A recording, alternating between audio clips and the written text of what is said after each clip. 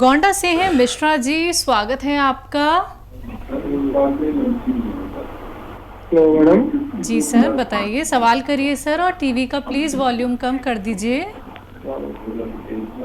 Madam madam को हमारे हाँ। लगभग 2 साल से या 3 साल से खांसी आता है। हम्म।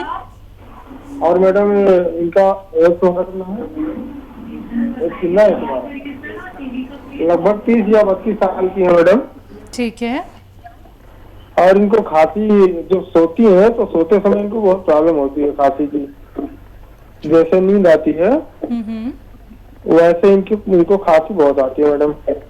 ठीक है ठीक सर। है, ठीक। जी।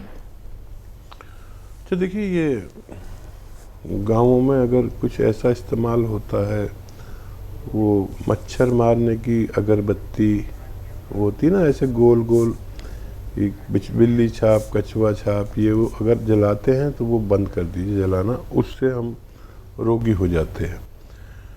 ठीक है, ये इसलिए कह रहा हूँ कि अक्सर घरों में मैंने जलते हुए देखा और वो बहुत नुकसान करती है, मैं तो बर्दाश्त ही नहीं कर सकता, और उससे बहुत रोगी पैदा होते हैं। लोगों को पता नहीं है कि वो नुकसान देती है।